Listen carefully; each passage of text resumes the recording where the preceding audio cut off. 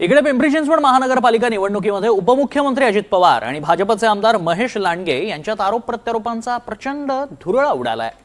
आकाला संपवायचा आहे असं वक्तव्य पवारांनी केल्यानंतर महेश लांडगे आणि अजित पवार यांच्यामध्ये सध्या चांगली जुंपली आहे। अशातच महेश लांडगे यांनी घोटाळ्यावर केलेल्या टीकेला अजित पवार यांनी प्रत्युत्तर दिलंय।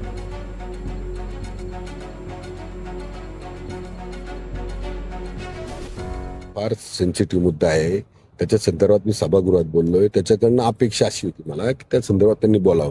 चला, पुणे पिंपरी चिंचवडमध्ये कुत्र्याची नसबंदी झाली, त्यांचं म्हणणं असेल। बारामतीमध्ये नाही आले, तिथं कुत्रे नाही चावत, नसबंदी झाली तिथे कुत्री चावत नाही। बारामतीमध्ये, पुणे जिल्ह्यात कुठंच नसबंदी नाही, तिथे कुत्री चावत नाही।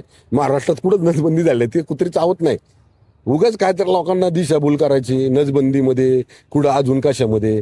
अरे, तुमच्या जे मागचे विचार आहेत ना, जे तुमच्या डोक्यात जे घिसेपिटे विचार आहे ना, त्याची नसबंदी करा पहिली तुम्ही। स्थपन झालेला आहे, मावळत्या सूर्याला साक्षी ठेवून मी हे तुम्हाला सगळ्यांना सांगतोय। तुम्ही स्वर्गीय नानासाहेब शितोळ्यांची कारकीर्द आठवा किंवा इतर सहकारी मित्रांची कारकीर्द आठवा। मित्रांनो, त्याच्यात आणि आत्ताच्या कारकिर्दीमध्ये खूप मोठा फरक आहे। तो का भटकं कुत्रा आलंच तिच्या आयला, ती सांगायला आलंय आणि ती पण इथंच हाकते। तर काय करायचं, इतकं घाण सगळीकडे होतीये।